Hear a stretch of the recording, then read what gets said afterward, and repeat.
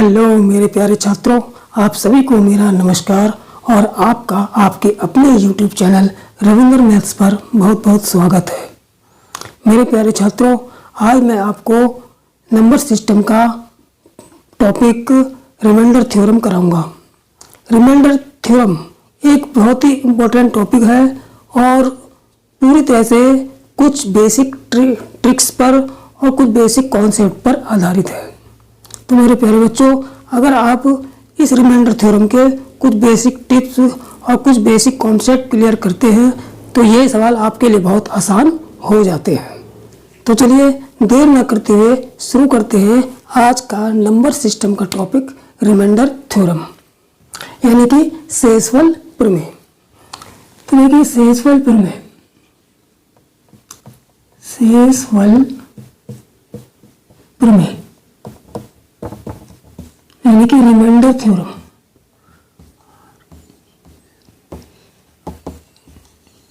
Remainder theorem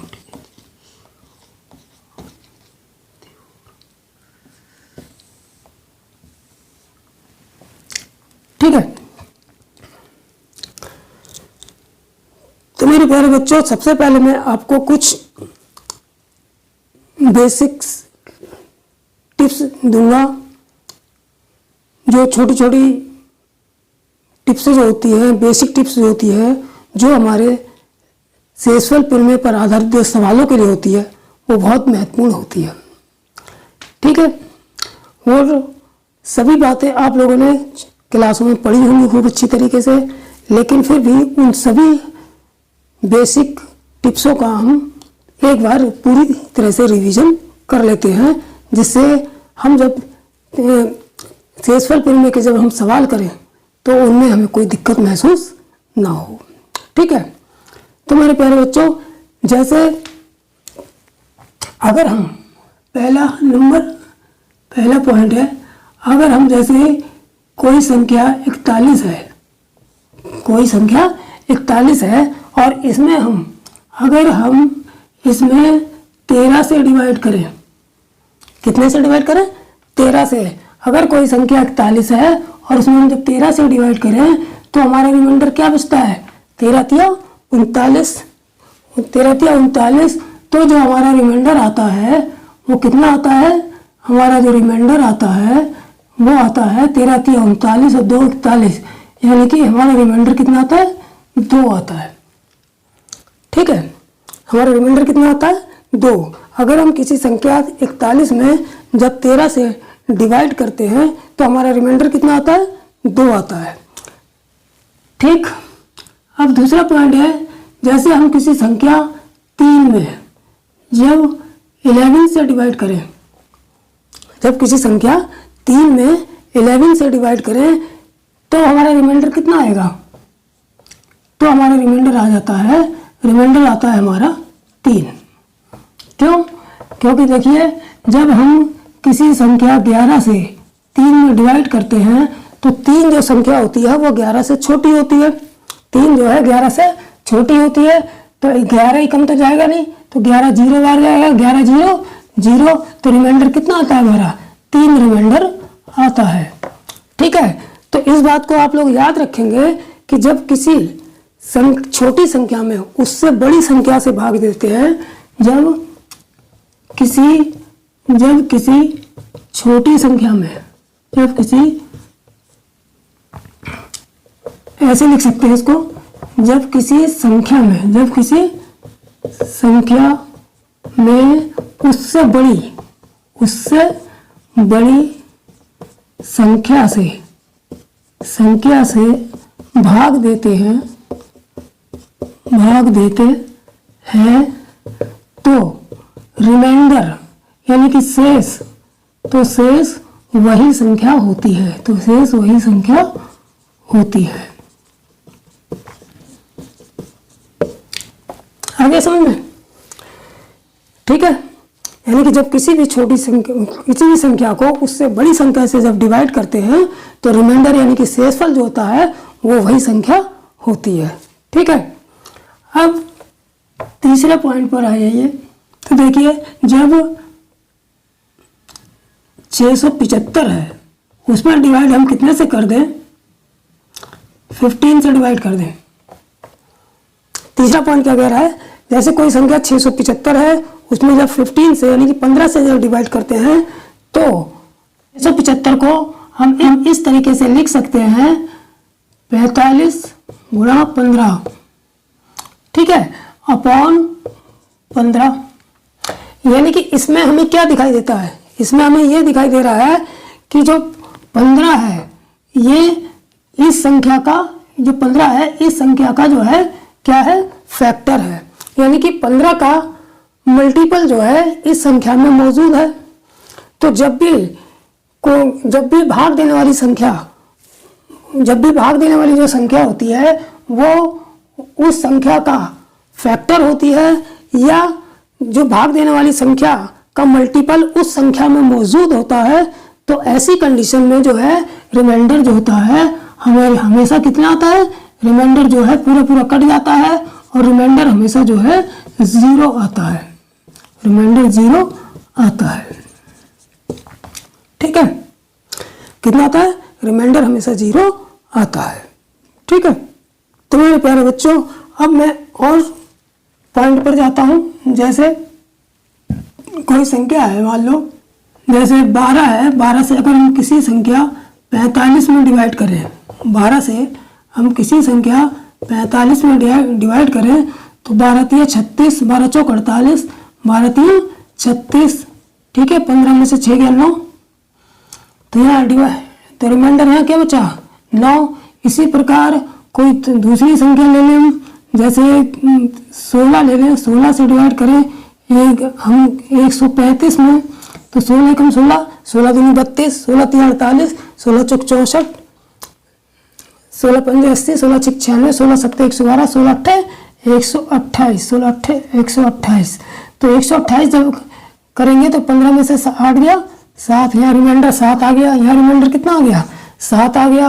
और देख लीजिए जैसे यहाँ 14 से डिवाइड कर दें किसी संख्या, 256 को डिवाइड कर दें तो 14 एकम 14, 14 दूनी 28, 14 एकम 14, 5 में 4 गए, 1 2 में से गया 16, 14 छः 84, 14 पंजे 70, 14 सत्ते 98, 14 अट्ठे 112, 14 निम 14 अट्ठे कितना हो जाएगा, 8 चौक 32, 8 एकम 8 और 3 11, 112, 6 में से 2 गया 4, ये रिमाइंडर कितना आ गया, 4 आ गया।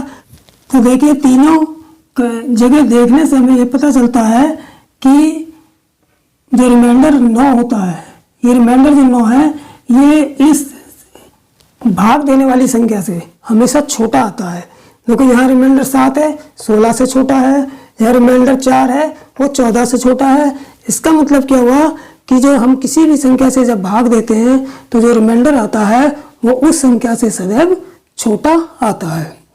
ठीक है, अब आगे नेक्स्ट पॉइंट देखते हैं।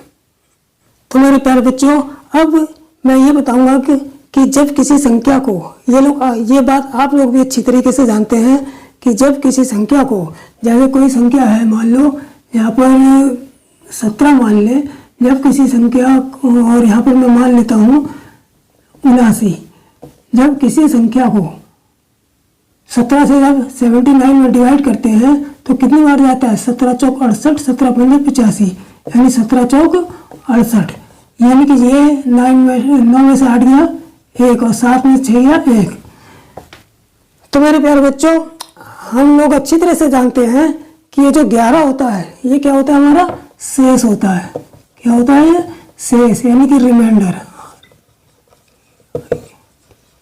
ये रिमाइंडर होता है। और ये क्या होता है, भागफल। जो 4 होता है ये क्या होता है, हमारा भागफल यानी क्वोशिएंट, यानी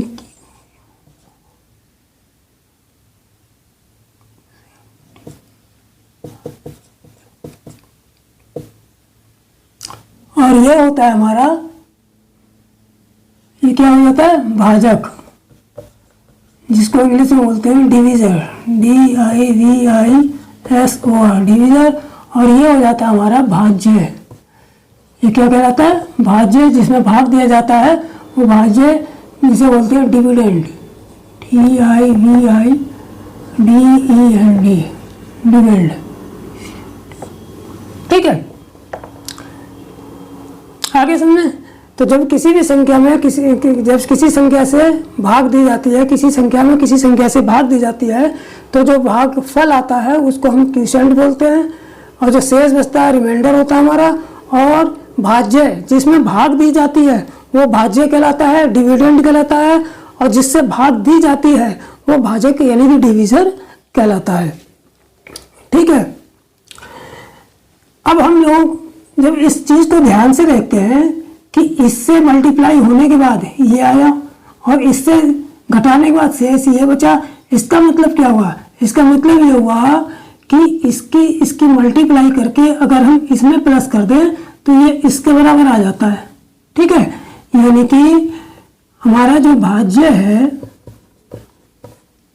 वो जो है भाजक मल्टीप्लाई भागफल प्लस शेष इसके बराबर होता है। आगे समझे। इस चीज को देखने से क्या पता चलता है कि जो भाज्य होता है यानी जिस संख्या में भाग दिया जाता है वो जो है वो जिससे भाग दिया जाता है उसे और भागफल की गुणा प्लस शेष के बराबर होता है। मेरे प्यारे बच्चों, अब मैं आपको बताऊंगा नेगेटिव रिमाइंडर, यानी कि नेगेटिव। पॉजिटिव रिमाइंडर तो होता ही है लेकिन नेगेटिव रिमाइंडर कोई ऐसी संख्या नहीं है जिसको ज्ञात किया जा सके और ना ही पूछा जाता है, लेकिन नेगेटिव रिमाइंडर एक ऐसी संख्या होती है जिसका उपयोग हम कैलकुलेशन को आसान बनाने के लिए करते हैं। ठीक है। वैसे तो नेगेटिव रिमाइंडर नाम की कोई चीज होती ही नहीं है, लेकिन हम जब उसे निकालते हैं तो कैलकुलेशन को सरल बनाने के लिए हम उसका उपयोग करते हैं और ना ही पूछा जाता है नेगेटिव रिमाइंडर निकालने के लिए। ठीक है। तो देखिए नेगेटिव रिमाइंडर क्या होता है। नेगेटिव रिमाइंडर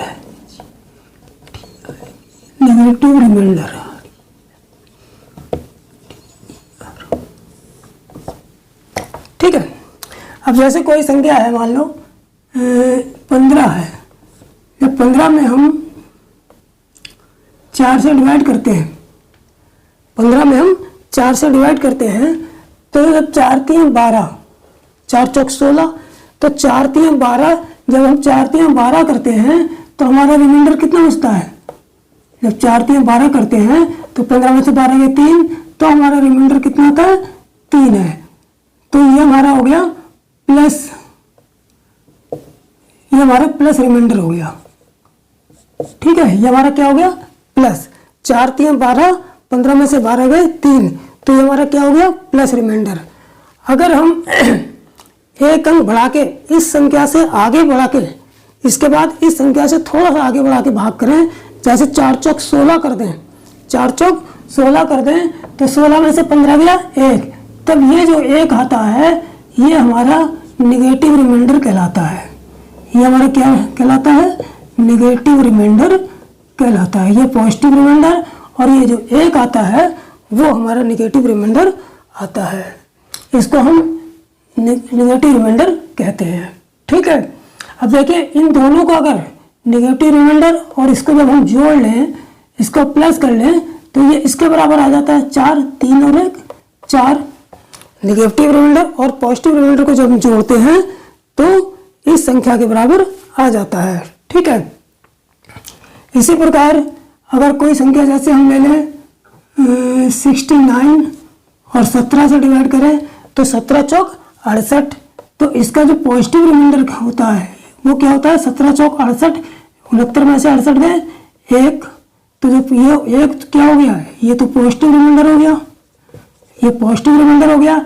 लेकिन अगर 17 चौक 68 के बाद 17 पंजे 85, इसके बाद थोड़ा सा बढ़ के जब इसमें भाग करते हैं, 17 पंजे 85 करते हैं, तो जो 85 में से जब हमारा 69 जाता है तो 15 में से 9 गया 6 और 7 में से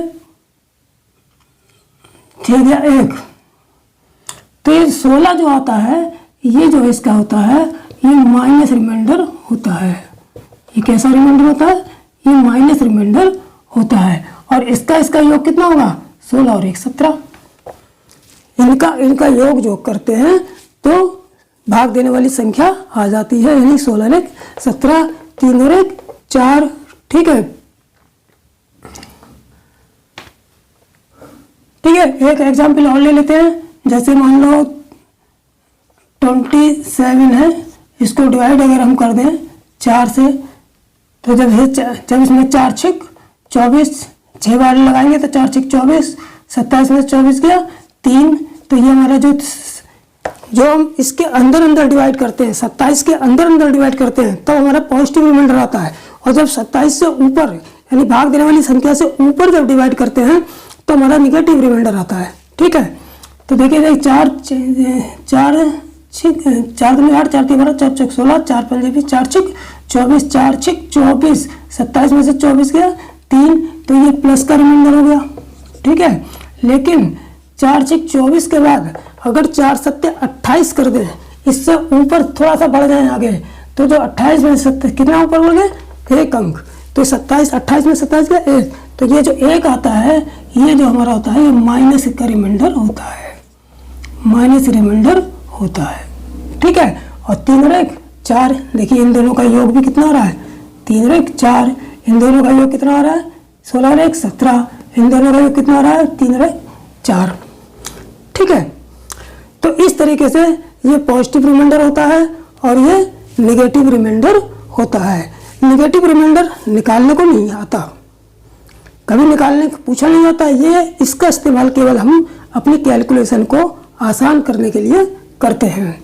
अब जैसे नेगेटिव रिमाइंडर ये आ गया, नेगेटिव रिमाइंडर हमारा -1 है, तो इसका जो जब भी नेगेटिव रिमाइंडर आता है, जैसे मान लो माइनस ये कि नेगेटिव रिमाइंडर आया, तो जो पॉजिटिव इसका रिमाइंडर सही रिमाइंडर निकालने के लिए क्या करते हैं, इस नेगेटिव रिमाइंडर में जो है डिवीजर से यानी कि जिससे हम भाग देते हैं, ये डिवीजर से को इसमें प्लस कर देते हैं, तो 4 में से क्या 3, देखिए ये आ गया। जो रियल वाला रिमाइंडर है, जो वास्तविक रिमाइंडर है, वो इस नेगेटिव रिमाइंडर में डिवीजर यानी भाग देने वाली संख्या को जब हम प्लस करते हैं तो हमारा जो रियल जो वास्तविक जो रिमाइंडर होता है वो निकल के आता है। अब जैसे इसमें देख लो, यह नेगेटिव रिमाइंडर कितना है -16। जब इस -16 में हम डिवीजर यानी कि 17 को प्लस करते हैं तो हमारा वास्तविक रिमाइंडर जो 1 है वो आ जाता है। 17 में से 16 गया 1 आ गया। ठीक इसी प्रकार इसमें देख लो, जब हम नेगेटिव रिमाइंडर -1 में डिवीजर 4 को प्लस करते हैं तो हमारा जो रिमाइंडर रियल रिमाइंडर होता है, जो वास्तविक रिमाइंडर होता है, जो पूछा जाता है, वो हमारा 4 में से गया 3, ये वाला निकल के आ जाता है। ठीक है, तो रिमाइंडर नेगेटिव रिमाइंडर का इस तरीके से हम समझ लेते हैं इसको। अब इसका उपयोग किस तरीके से होता है वो मैं जब आपको एग्जाम्पल कराऊंगा तो उसमें पता आपको चल जाएगा कि नेगेटिव रिमाइंडर का उपयोग हम किस तरह से कैलकुलेशन को आसान करने के लिए करते हैं। ठीक है, तो मेरे प्यारे बच्चों, रिमाइंडर थ्योरम से संबंधित नेक्स्ट पॉइंट देख लेते हैं। देखिए, अगर संख्याओं की जैसे हम कभी कभी गुणा दे देते हैं, जैसे मान लो ये 35 मल्टीप्लाई 16 अपॉन यहाँ पर 17 दे दें, तब हम क्या करते हैं, इन दोनों की गुणा करते हैं और 17 से डिवाइड करते हैं। मान लो इसका रिमाइंडर हमको निकालना है, क्या निकालना है, इसका हमको रिमाइंडर निकालना है।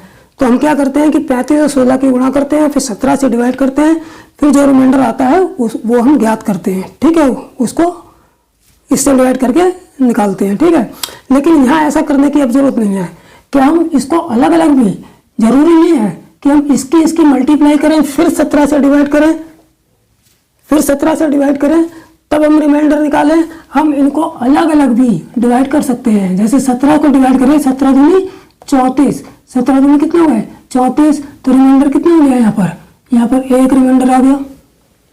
17 दूनी 34, तो कितना रिमाइंडर आया 1।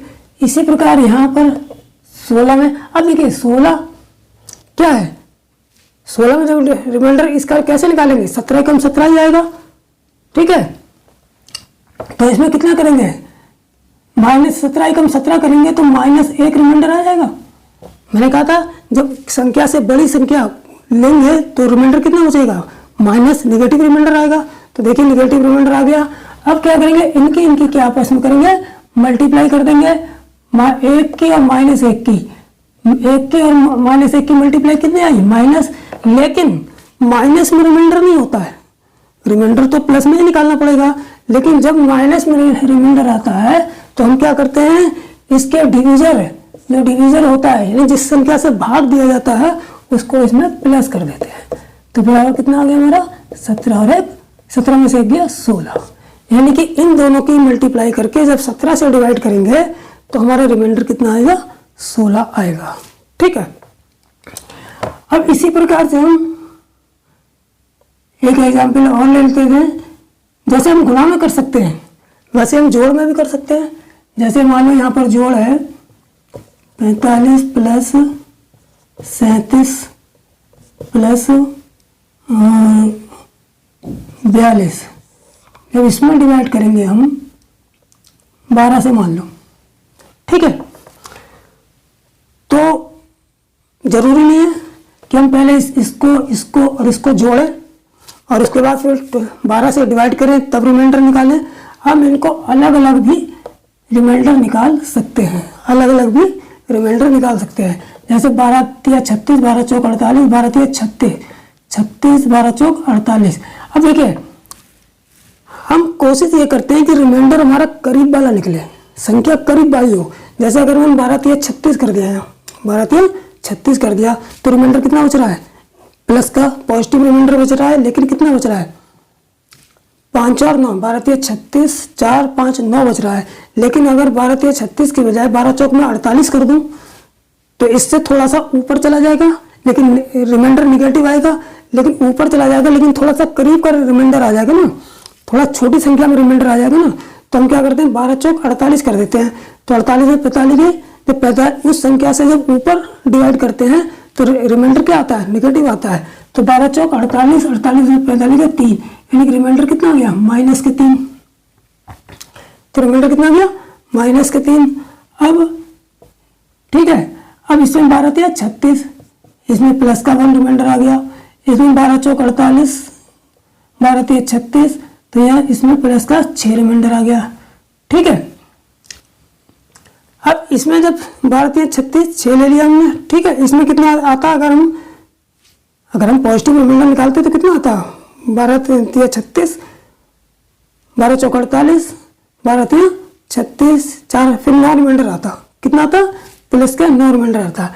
लेकिन हम कोशिश ये करते हैं कि करीब की संख्या रिमाइंडर आए। ठीक। तो देखिए इसको जरा सॉल्व कर लेते हैं कि देखिए 6 और 1 7, 7 में से 3 गया 4, कितना हो गया 6 1 7, 7 में से 3 गया 4/12। ठीक है। अब जब 4/12 आया, जब किसी छोटी संख्या को बड़ी संख्या से भाग देते हैं तो मैंने बताया था कि वो संख्या ही रिमाइंडर होती है। तो हमारा रिमाइंडर कितना आ गया, इसलिए रिमाइंडर हमारा आ गया 4।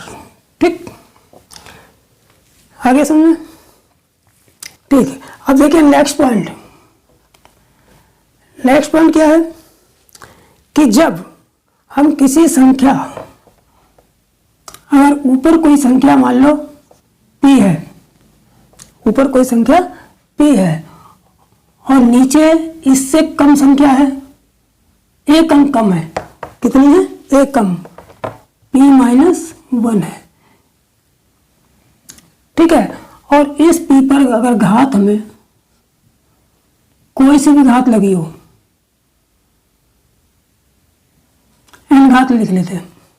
n का मतलब 1 2 3, कोई भी नंबर हो सकती है, घात कितनी भी बड़ी हो सकती है, कितनी भी छोटी हो सकती है। ठीक है। तो ऐसी कंडीशन में हमेशा जो रिमाइंडर आता है वो हमेशा 1 आता है, रिमाइंडर 1 आता है। ठीक है। अगर कोई संख्या यहाँ पर है और नीचे वाली संख्या उससे एक अंक कम है और उस पर घात कोई सी भी फिर चढ़ी हो, तो रिमाइंडर जो है इससे इसको डिवाइड करने पर जो रिमाइंडर आता है वो हमेशा 1 आता है। जैसे एग्जाम्पल अगर हम ले लें कि यहाँ पर 86/85 कर दें और 86 पे घात लगा दें हम 115, 86 पे घात लगा दें 115, तो रिमाइंडर कितना आएगा, रिमाइंडर 85 कम 85, रिमाइंडर हमेशा 1 आएगा। 85 कम 85 यानी 1 की पावर 115 बटे 85 हो जाएगा, यानी कि 1/85 हो जाएगा। एक रिमाइंडर कितना है 85 कम, जब 85 करेंगे तो रिमाइंडर 1 बचा, 1 पर 115 घात हो गई, 1 पर कितनी भी घात चढ़ा दो 1 ही रहेगा। जब 1 में 1/85 का मतलब 85 में 1 का भाग जाएगा नहीं, तो रिमाइंडर हमारा कितना हो गया 1 रिमाइंडर हो गया। तो रिमाइंडर हमारा 1 आंसर आ गया। लेकिन हम डायरेक्ट भी इसको याद रख सकते हैं, जब भी हमारी भाग देने वाली संख्या जिसमें भाग दिया जा रहा है उससे भाग देने वाली जो संख्या है 1 अंक कम है, यानी कि ऊपर की संख्या बड़ी है, 1 अंक ऊपर की संख्या बड़ी है और नीचे की छोटी है, तो और फिर घात चाहे कितनी बड़ी और कितनी छोटी क्यों ना लगी हो, चाहे वो घात सम हो चाहे विषम हो, चाहे घात सम हो या चाहे घात विषम हो, कोई फर्क नहीं पड़ता। चाहे घात सम हो चाहे घात विषम हो, अगर ऊपर वाली संख्या नीचे वाली संख्या से 1 अंक बड़ी है, चाहे घात सम हो चाहे विषम हो, चाहे कितनी बड़ी हो चाहे कितनी छोटी हो, रिमाइंडर हमेशा कितना आएगा, आंख मीच के रिमाइंडर लिख देंगे, कितना 1 लिखेंगे। कैलकुलेशन करने की भी कोई जरूरत नहीं, आंख मीच के रिमाइंडर सीधा 1 टिक कर देंगे। ठीक है, अब नेक्स्ट पॉइंट पे आ जाते हैं। तो मेरे प्यारे बच्चों, अब नेक्स्ट पॉइंट देख लेते हैं। लेकिन नेक्स्ट पॉइंट किया गया है, ये कुछ बेसिक टिप्स हैं जिनको हम याद रख के सवालों को आसानी से चुटकियों में हल कर सकते हैं। हर जगह तो बेसिक टिप्स काम नहीं आएगी, लेकिन कुछ सवालों को में जो है, अगर हमें ये बेसिक टिप्स याद रहेंगी तो कुछ सवालों के लिए हमें बिल्कुल आसानी होगी, फट से हम इसका आंसर लगा देंगे, उसमें हम टाइम खर्च नहीं करेंगे। ठीक है, तो देखिए अब दूसरा है, जैसे कोई संख्या ऊपर है p, अभी तक क्या था कि नीचे की संख्या 1 अंक, पिछले टिप्स में क्या था कि ऊपर की संख्या से नीचे वाली जो संख्या थी ऊपर से 1 अंक कम थी, लेकिन अगर उल्टा हो जाए, यानी कि ऊपर की नीचे वाली संख्या ऊपर वाली संख्या से 1 अंक ज्यादा हो और इस पर पावर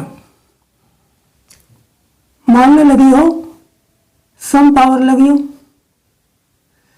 इस पर पावर के कितनी लगी हो, सम लगी हो। देखिए पावर अभी n ही लिख देते हैं। ठीक है, मान लो कोई पावर n लगी हो, अभी सम विषम के बारे में बाद में बताऊंगा, पहले पावर ही लिख के लेते हैं। देखिए कोई p जो है ऊपर की संख्या नीचे वाली संख्या से 1 अंक अब कम है। पिछली पॉइंट में क्या था कि ऊपर वाली संख्या जो है नीचे वाली संख्या से 1 अंक ज्यादा थी, लेकिन अब ऊपर वाली संख्या नीचे वाली संख्या से 1 अंक कम है, और यहाँ पर कोई भी पावर हो, कितनी बड़ी हो कितनी छोटी हो, इससे फर्क नहीं पड़ता। ठीक है, तो ऐसी कंडीशन में हमारा जो रिमाइंडर होगा वो क्या होगा, तो देखिए अगर हमारी ये पावर सम है,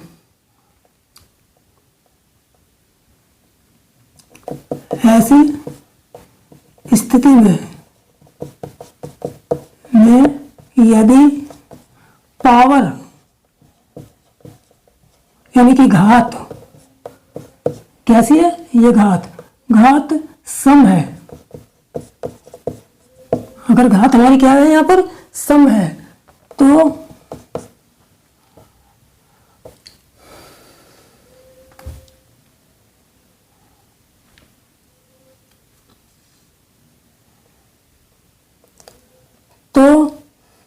रिमाइंडर 1 आएगा। यानी ऐसी स्थिति में अगर पावर हमारी घात सम है, अब ऐसी कंडीशन में हम घात देखेंगे कि हमारी सम है या विषम है, यानी कि ऑड है या इवन है। अगर घात सम है यानी कि इवन है, कैसी है, इवन है, तो रिमाइंडर जो है हमेशा 1 आएगा, रिमाइंडर हमेशा 1 आएगा। ठीक है,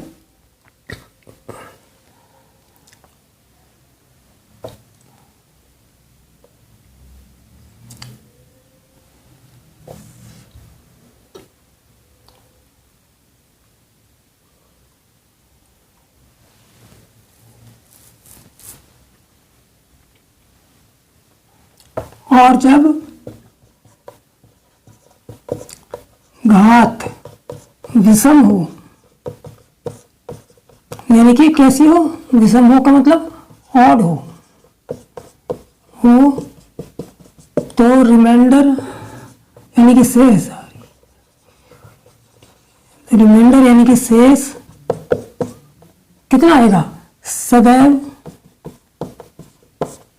पी रहेगा, पी रहेगा। पी का मतलब जिस संख्या में भाग दी जा रही है, जिस संख्या में भाग दी जा रही है, सदैव पी रहने का मतलब है कि जिस संख्या में भाग दी जा रही है वही रहेगा। ठीक है, अब जैसे एग्जाम्पल ले लेते हैं, जैसे मान लो यहाँ पर 24/25 की डिवाइड की पावर यहाँ पर लिख दें, यहाँ पर 116। तो इसको अब देखिए यहाँ पर क्या है, मैंने क्या कहा था कि जब कोई संख्या नीचे वाली संख्या ऊपर वाली से एक अंक ज्यादा हो और ऊपर वाली नीचे वाली संख्या से भाग देने वाली संख्या से एक अंक कम हो और पावर यहाँ पर लगी हो, तब इसको जब इससे डिवाइड करेंगे तो रिमाइंडर कितना आएगा। तो मैंने कहा था कि पावर अगर ऐसी ऊपर वाली संख्या छोटी हो नीचे वाली एक अंक बड़ी हो तो हम क्या देखते हैं कि पावर देखते हैं कि पावर सम है या विषम है। हमने देखा पावर सम है।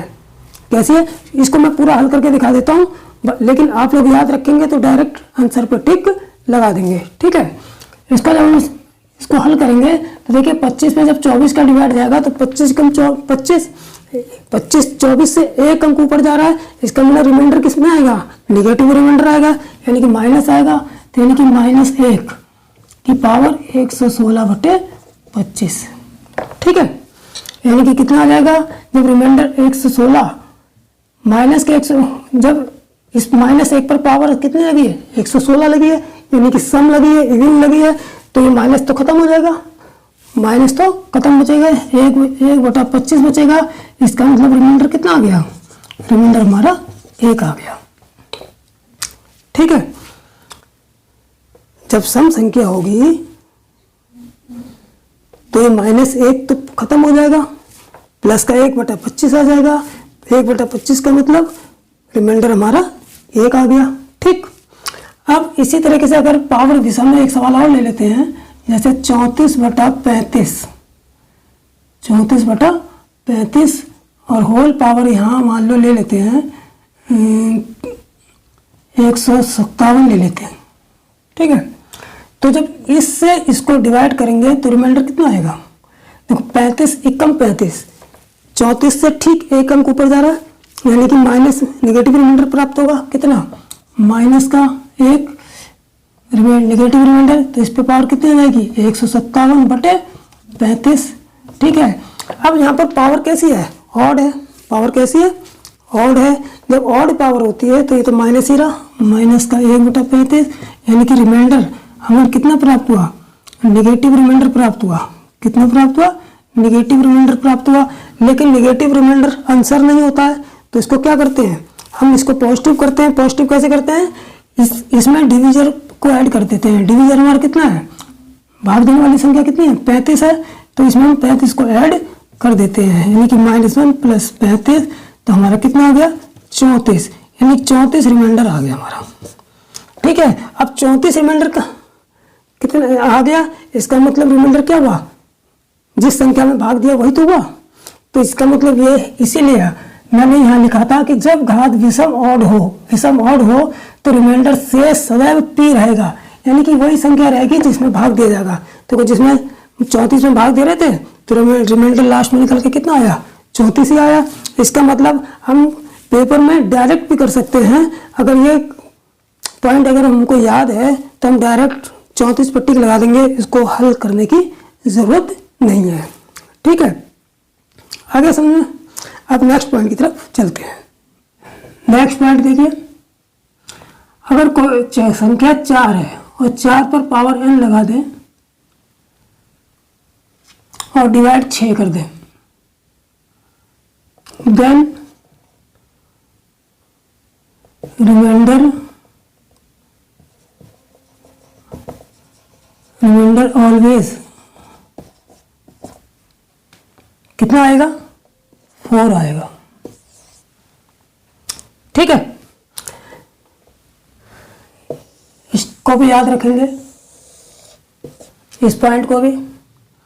कहने का मतलब क्या है, 4 की पावर n/6 है और 6 से जब 4 की पावर n को डिवाइड करेंगे तो रिमाइंडर हमेशा कितना आएगा, 4 आएगा।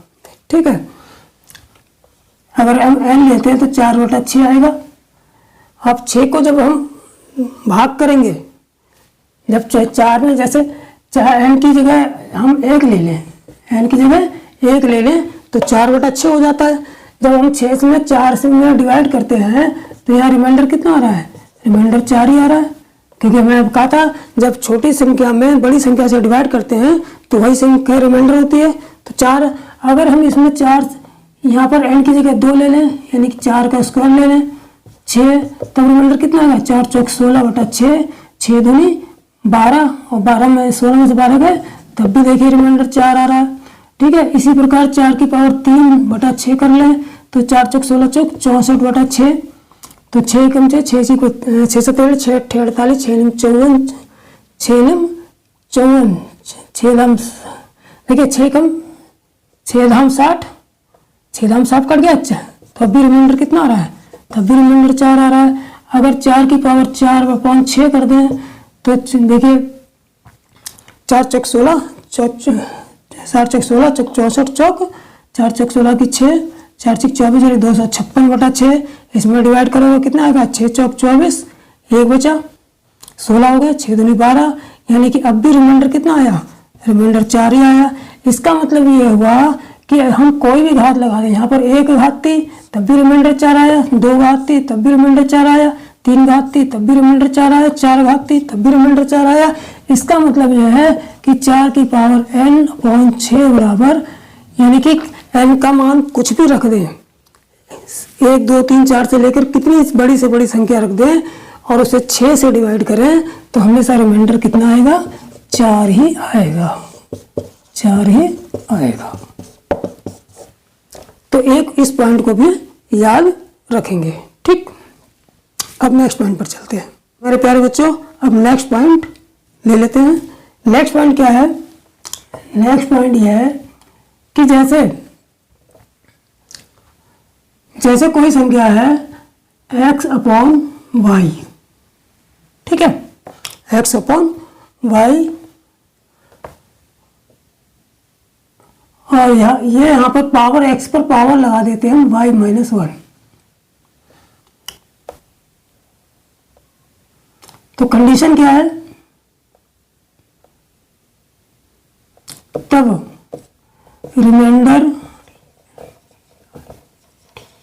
Reminder always equal to 1।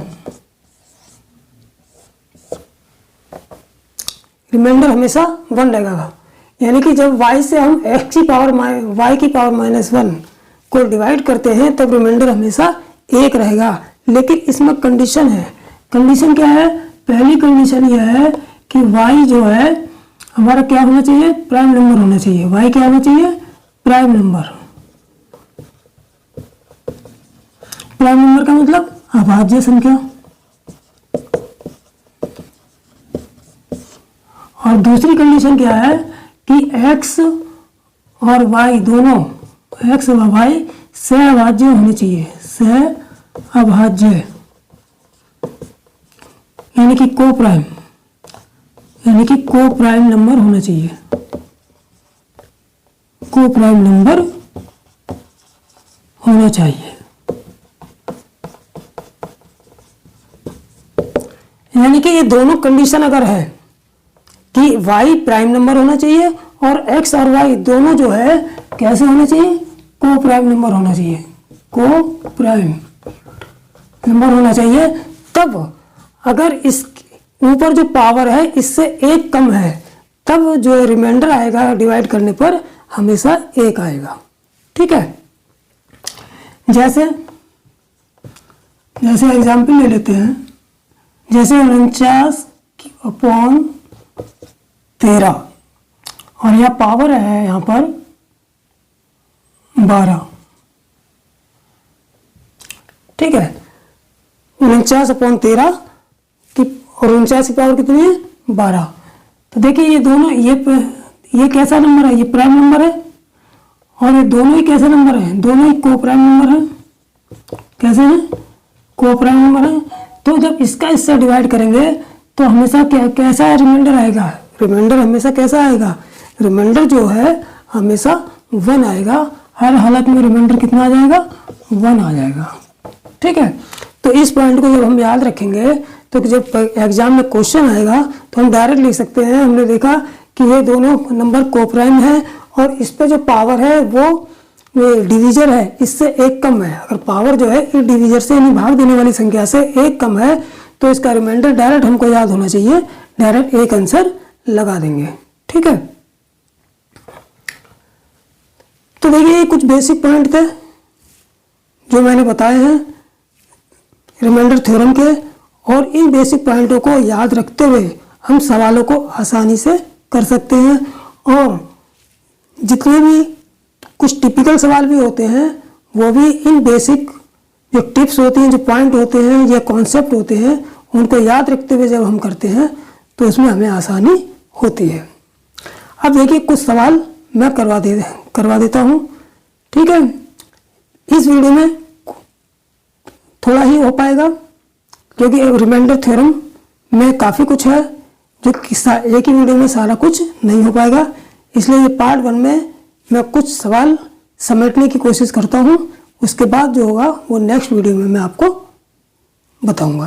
ठीक है, तो चलिए कुछ सवाल थोड़े से देख लेते हैं शेषफल प्रमेय से संबंधित। ठीक, जैसे पहला सवाल है 50/29 की पावर 28 में रिमाइंडर निकालो, में शेष निकालो।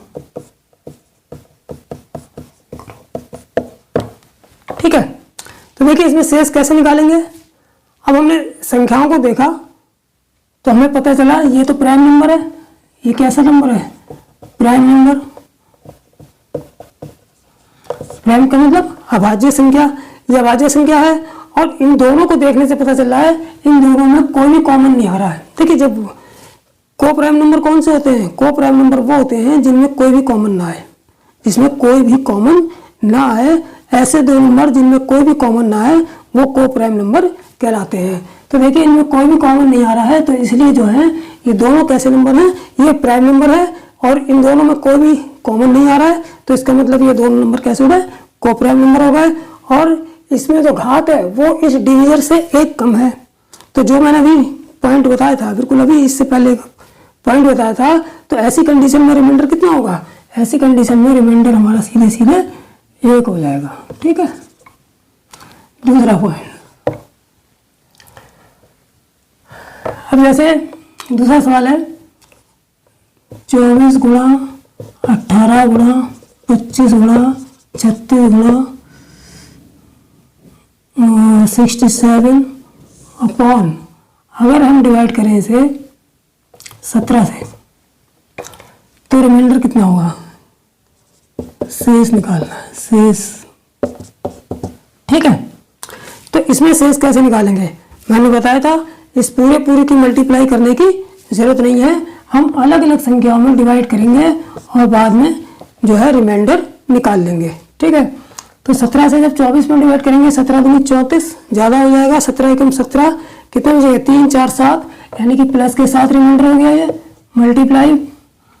ठीक है, अभी 18 का 17 एकम 17, ये प्लस 1 हो गया। ठीक, ये 25 17 एकम 17 3, ये प्लस के 8 हो गया। ये 17 दूनी 34 प्लस के 2 और 17 चौक 68। देखिए 17 चौक 68, 17 ते 51, थोड़ा दूरी हो गई। हम कोशिश करते हैं कि रिमाइंडर के करीब जाने, छोटे से छोटा रिमाइंडर लाने की और वो नंबर के करीब जाने की कोशिश करते हैं। तो देखिए 17 तिया 51 करेंगे तो 9 7 16 रिमाइंडर आ रहा है, 16 बहुत बड़ा हो गया। हम कोशिश करेंगे बिल्कुल करीब का रिमाइंडर प्राप्त हो, छोटा रिमाइंडर प्राप्त हो। तो देखिए 17 चौक 68 करेंगे, लेकिन जब 67 से ऊपर जा रहा है, एक अंक ऊपर जा रहा है, तो वो निगेटिव रिमाइंडर प्राप्त होगा। यानी 17 चौक 68 का मतलब यहाँ निगेटिव रिमाइंडर मिलेगा। ठीक है, अब इसको मल्टीप्लाई कीजिए। देखिए 7 एकम 7, 7 एकम 7, 7 अट्ठे 56, 56 दूनी 2 चौक 12 कितने, 2 पंजे 10 11 112 और 112 एकम माइनस 112 बटे 17 आ गया। ठीक है, अब माइनस 112 बटे 17 आ गया। इसमें फिर डिवाइड कर देते हैं। 17 कम 17 6 102, 17 7 119, 17 6 102 17 सत्ते 119। जब 17 सत्ते 119 करेंगे, 17 सत्ते 119 करेंगे तो 119 प्लस का है और 12 के घटेंगे तो कितना आ जाएगा, प्लस के साथ आ जाएगा। कितना आ जाएगा, प्लस के साथ आ जाएगा। यही हमारा रिमाइंडर हो जाएगा। ठीक, आगे समझ में।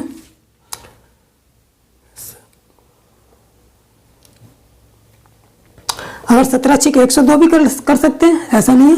अगर मैं 17 छिक 102 जैसे माइनस के 112 है और यहाँ 17 छिक 102 भी कर देंगे तो कितना बचा, 10। 17 छिक 102 और जब प्लस 102 करेंगे तो 112 में से 2 कटेंगे तो -10 आ जाएगा। और जब -10 आ जाएगा तो माइनस में रिमाइंडर होता नहीं है, तो क्या करते हैं हम इसके डिवीजर को प्लस कर देते हैं, यानी प्लस 17 कर देता तो 17 में से 10 गए 7, तब भी रिमाइंडर 7 ही आता। यानी कि हम किसी तरीके से भी निकालेंगे रिमाइंडर हमारा उतना ही आएगा, वो बदलेगा नहीं। ठीक है, अब नेक्स्ट सवाल देख लेते हैं। जैसे क्वेश्चन नंबर है 24 की पावर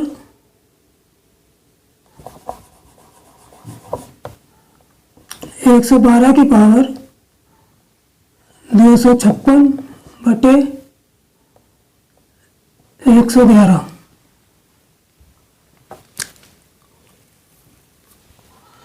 तो रिमाइंडर कितना आएगा, हमने देखा कि ऊपर की संख्या इससे एक अंक ऊपर है और पावर फिर चाहे कितनी भी हो, रिमाइंडर हमेशा कितना आएगा, रिमाइंडर हमेशा एक ही आएगा। ठीक, क्वेश्चन नंबर जैसे 44 बटे 45 और की पावर 113। अब देखिए सवाल में यहाँ पर नीचे की संख्या यानी भाग देने वाली संख्या ऊपर वाली संख्या से एक ज्यादा है, तब हम क्या करते हैं, मैंने बताया था पॉइंट में, तब हम क्या करते हैं कि हम उसको देखते हैं घात को, पावर को। अगर पावर सम है तब तो रिमाइंडर एक ही होगा, अगर पावर सम है तो रिमाइंडर एक आ जाएगा। लेकिन यहाँ पर पावर विषम है यानी कि ऑड है, तो रिमाइंडर कितना आएगा, हमारी वही जिसमें भाग दिया जाता है वही संख्या हो जाती है, इसलिए रिमाइंडर यहाँ कितना आ जाएगा, 44 ही आ जाएगा। ठीक है, अब देखिए क्वेश्चन जैसे 312 मल्टीप्लाई 667 मल्टीप्लाई 152 मल्टीप्लाई 774 बटे, अब इसकी मल्टीप्लाई मान लो मैं कर देता हूँ 9 से, वो इसकी 9 से डिवाइड कर देता हूँ, कितना क्या कर देता हूँ, 9 से डिवाइड कर देता हूँ, तो इसमें कितना रिमाइंडर आएगा, कितना शेष आएगा। तो इसको जरूरी नहीं हम कि हम सारी संख्याओं की गुणा करें और उसके बाद रिमाइंडर निकालें। हम क्या करते हैं कि हम 9 से सबसे पहले इसको डिवाइड कर देते हैं। देखिए 9 3 27, 9 3 27, 9 चौक 36, 9 3 27, 3 4 बचे 42 हो गए, 9 5 45, 9 5 45, 9 चौक 36, 9 5 45। देखिए 9 5 45 करेंगे तो यहाँ पर 42 आ रहा है, ये इसका माइनस के 3 रिमाइंडर आएगा। कितना आएगा, माइनस का 3 रिमाइंडर। अब इसमें 9 से इसको डिवाइड कर देते हैं, 9 6 54, 9 7 63, 9 3 बचे 37 हो गए, 9 चौक 36, यानी कि यहाँ का प्लस 1 रिमाइंडर आया।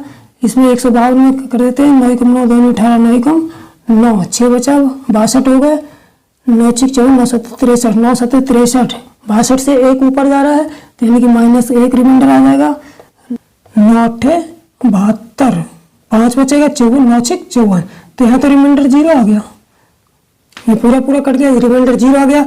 जब देखिए पूरे रिमाइंडर एक जगह जब पूरा कट गया है तो ये पूरा ही रिमाइंडर 0 हो जाएगा, इसका मतलब यहाँ रिमाइंडर कितना आ जाएगा, 0 आंसर आ जाएगा।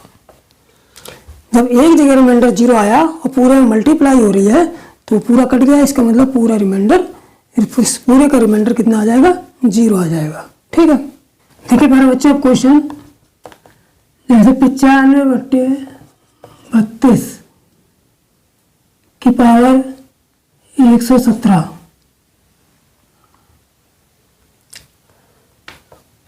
तो इसमें क्या निकालना है, रिमाइंडर निकालना है। 32 दिया 96, ठीक है, 32 3 बार चला जाएगा, 32 3 96, 3 दूनी 6, 3 3 9 96 आएगा। और 95 से ठीक एक आगे को जा रहा है, तो इसका मतलब माइनस का आ जाएगा रिमाइंडर, यानी कि माइनस का 117/32 आ जाएगा। इसका मतलब रिमाइंडर कितना आ जाएगा, -1 117 पावर विषम है, तो इसका मतलब माइनस का माइनस ही रहेगा, तो -1/32 यानी कि -1 रिमाइंडर आ गया। लेकिन -1 रिमाइंडर नहीं लेते हैं, तो इसको पॉजिटिव बनाने के लिए क्या करते हैं, ये जो डिवीजर होता है, जो ये भाग देने वाली संख्या होती है, इसको हम जोड़ देते हैं, तब हमारा 32 में से 1 गया 31, यानी 31 रिमाइंडर आंसर हो जाएगा। ठीक है, एक क्वेश्चन और ले लेते हैं। जैसे अगर हम ले लें 4 की पावर 127/6, तो इसमें रिमाइंडर कितना आएगा, तो शेष कितना आएगा। मैंने अभी पीछे बताया था कि जब 4 की पावर कुछ भी हो और डिवाइड 6 से हो, तो रिमाइंडर हमेशा कितना आएगा, 4 ही आएगा। ठीक, तो मेरे प्यारे बच्चों, आज की वीडियो के लिए बस इतना ही। मैंने आज आपको रिमाइंडर थ्योरम के कुछ महत्वपूर्ण टिप्स दिए थे और कुछ महत्वपूर्ण कॉन्सेप्ट के बारे में थोड़ा सा बताया था। ठीक है, और बाकी 1-2 सवाल भी करा दिए हैं। ठीक है, लेकिन अब जो नेक्स्ट वीडियो है, अगली वीडियो में मैं आपको रिमाइंडर से संबंधित जितने भी इम्पोर्टेंट सवाल हो सकते हैं वो कराऊंगा। उसके बाद भी अगर कोई पॉइंट बचता है रिमाइंडर थ्योरम से संबंधित, तो तीसरे वीडियो में, यानी कि 2 से 3 वीडियो में ये पूरा रिमाइंडर थ्योरम मैं कंप्लीट कर दूंगा। तो ठीक है, तो आप लोग चैनल को सब्सक्राइब कर लेंगे और वीडियो को लाइक भी कर देंगे। ठीक है, और चैनल को जरूर सब्सक्राइब कर लीजिए, जिससे कि जब मैं ये वीडियो डालूं, रिमाइंडर थ्योरम के और भी टॉपिक डालूं, वो आप तक जो है उसका नोटिफिकेशन मिल जाए। बेल आइकन को आप लोग दबा लेंगे। ठीक है, इसके साथ धन्यवाद। जय हिंद, जय भारत।